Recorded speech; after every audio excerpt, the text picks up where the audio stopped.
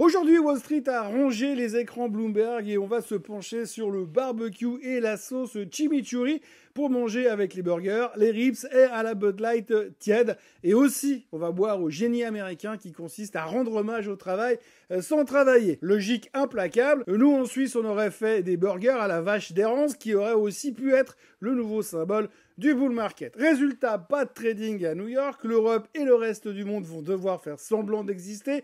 Mais sans le chef d'orchestre américain, ça va ressembler à une espèce de grosse répétition sans la musique et avec zéro motivation.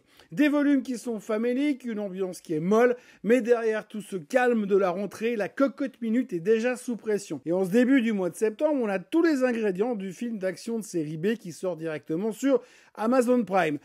Suspense médiocre, acteur ingérable, scénario écrit à l'arrache et couru d'avance, comme s'il avait été écrit par ChatGPT en association avec Perplexity. Et finalement, tout repose sur le chiffre de vendredi, l'emploi. Comme si c'était la dernière clé pour sauver la planète finance. En août, tout a roulé, indice au sommet, record battu, chiffre moyen balayé comme de simples détails. Pourquoi ? Eh ben parce que Powell, il va baisser les taux le 17 septembre. Point barre. Tout le monde est suspendu à ça et uniquement à ça. Tout le monde n'attend que ça. Bienvenue dans ce Morning Bull Live. Je suis Thomas Veillet et nous sommes le 1er septembre 2025.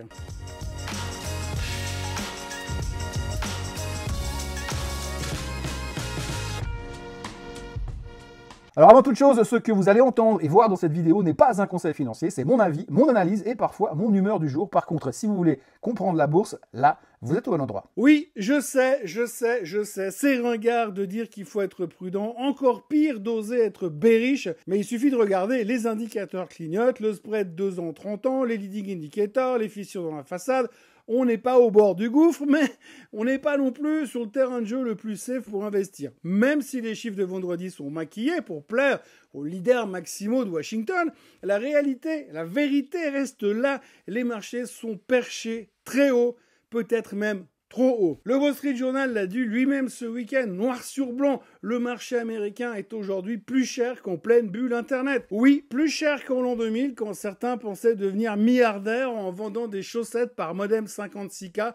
Oui, le fameux qui faisait cric, cric, cric. Celui qui vous permettait de downloader le rapport des NFP aussi vite qu'un vol Genève-New York. Le price to sales du S&P 500 aujourd'hui est à 3,23, record absolu. Le price to earning est à 22,5 fois les bénéfices attendus contre une moyenne historique à 16,8. Alors bien sûr, on nous dit que cette fois c'est différent. Et c'est le mantra préféré des bull market. Différent parce que l'IA va tout changer. Différent parce que les profits sont sous anabolisants. Différent parce que la Fed elle va baisser les taux. Peut-être, oui, bien sûr. Mais à force de répéter que c'est différent, on finit souvent par découvrir que c'est exactement pareil. C'est trop cher. C'est trop concentré et c'est trop fragile, peut-être trop fragile. Aujourd'hui, Wall Street est fermé, donc journée molle assurée, mais attention, derrière ce calme plat se cache un compte à rebours. Et le compte à rebours se base sur un chiffre magique, le 14. 14 séances à partir de demain, 14 séances pour aller chercher la baisse des taux du 17 septembre, 14 séances pour savoir si tout ce rallye valait vraiment le coup pour 25 petits points de base, sans aucune garantie que la Fed continue derrière. Dans les médias, voici le programme. Mercredi, les jobs opening, histoire de voir si les boîtes embauchent encore. Jeudi, les chiffres de l'ADP et les jobless claims, c'est un peu le hors-d'œuvre de vendredi. Et puis vendredi, le rapport NFP sur l'emploi,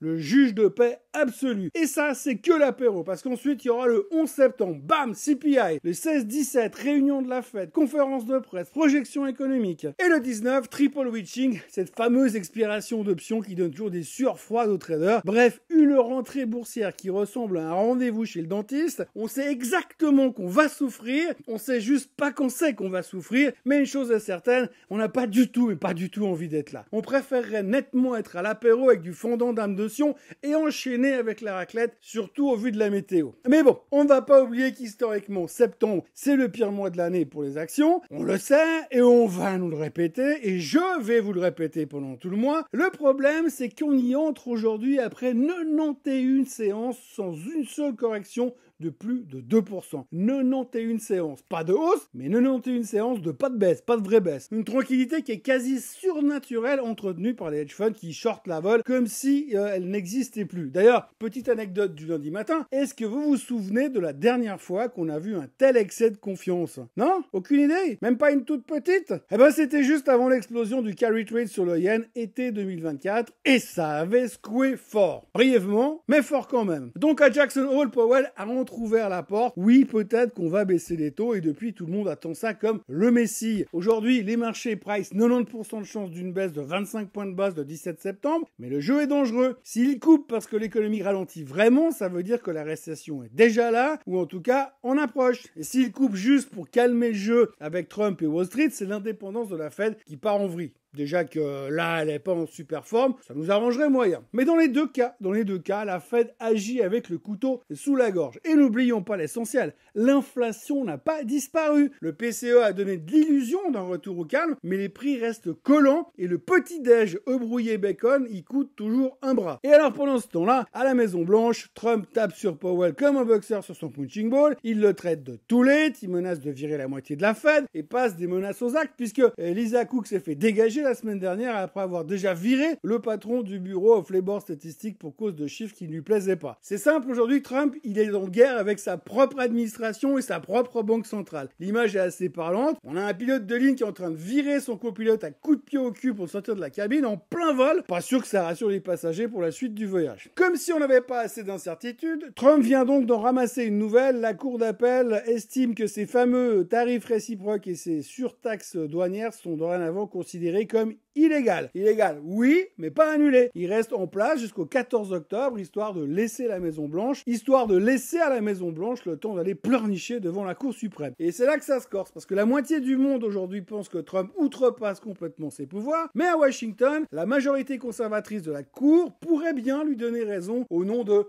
l'executive power. Traduction, on est tous égaux, sauf qu'il y a des gens qui sont plus égaux que les autres. En attendant, les marchés jonglent. Aujourd'hui, les tarifs sont là, demain peut-être pas, et cette incertitude est pire que la taxe elle-même. Comment planifier quand on sait même pas si les règles existent encore la semaine prochaine? Résultat, euphorie en août, possible gueule de bois en septembre. Préparez-vous à un automne parfumé à la volatilité, un peu de droit, un soupçon de trédoir, une louche d'improvisation made in Trump et une Fed infiltrée de l'intérieur. Ouais, je pense qu'on va se marrer en septembre. Pendant ce temps-là, la Chine continue de jongler avec ses chiffres. Le PMI officiel, donc celui qui est piloté par l'État, reste officiellement sous les 50, signe de contraction. Mais pour que ce soit un petit peu plus drôle et moins facile, le PMI indépendant, qui est calculé par une société indépendante, tout relatif en Chine, repasse au-dessus. Donc, signe de reprise. Résultat, selon la source, la Chine est en expansion, et selon la source, la Chine est en récession. À vous de choisir votre version préférée. Mais le vrai feu d'artifice aujourd'hui, c'est Alibaba, plus 19% à Hong Kong, après des résultats boostés par son cloud et l'IA. Et oui, plus 26% sur le cloud. Comme partout ailleurs, il aura suffi de prononcer le mot magique IA et les cours s'envolent. La Chine montre qu'elle veut rester dans la course, mais entre storytelling macro et paillettes Alibaba, on sent que la reprise reste quand même un tout petit peu bancale. Petit détour par un marché qui est ouvert, la France, Paris, rentrée scolaire et politique, c'est déjà le chaos. Bayrou enclenche son suicide politique programmé pour le 8 septembre. Faure croit qu'il est aimé, Hollande rêve déjà de 2027, Mélenchon donne des leçons sans jamais avoir bossé de sa vie. Bref, un cirque et un président qui se pavane à la télé avec ses cartes Pokémon préférées. Le ton est donné. Conclusion, ce lundi férié n'est qu'une illusion de calme. Derrière les barbecues, c'est une cocotte minute. Le marché est obsédé par vendredi, obsédé par Powell, obsédé par Trump, obsédé par la Chine, obsédé par tout, sauf par les valorisations.